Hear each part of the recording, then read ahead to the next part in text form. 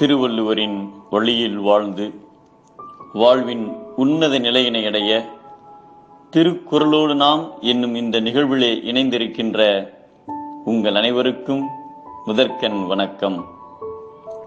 குறள் எண் 1013, அதிகாரம் நாணுடைமை.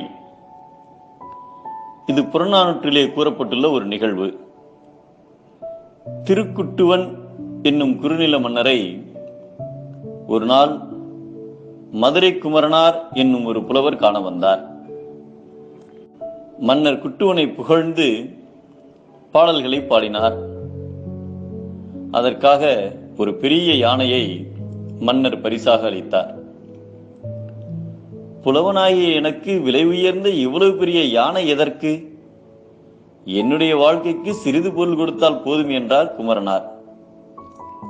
ஆனால் மன்னரின் மனதில் இப்புலவருக்கு நாம் சற்று குறைவான பரிசு கொடுத்து விட்டோமோ என்ற எண்ணம் தோன்றியது.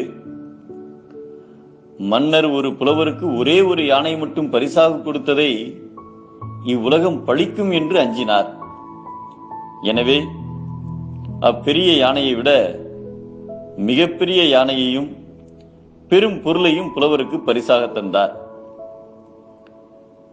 நான் போதவில்லை என்று திருப்பி கொடுத்து விட்டதாக நாணம் கொண்டு மன்னர் இவ்வாறு பரிசுகளை என் வாழ்நாள் முழுமைக்கும் வாழ்வதற்கான பரிசுகளை கொடுத்தால் நான் எவ்வாறு மீண்டும் மன்னரை சந்தித்து புகழ்ந்து பாடி பரிசினை பெறுவது என்று ஒரு பாடலை பாடினார் குமரனார்.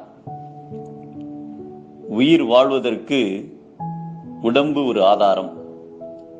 அதேபோல் நன்மை புரிகின்ற உயர்ந்த குணங்களை கொண்டு சிறு தீங்கு கூட ஏற்படாதவாறு வாழ்கின்ற நாணம்தான் உயிருக்கு ஆதாரம் என்பதை ஊனை குறித்த உயிரெல்லாம் நான் என்னும் நன்மை குறித்தது சால்பு என்கிறார் நம் தெய்வப்புலவர் திருவள்ளுவர்.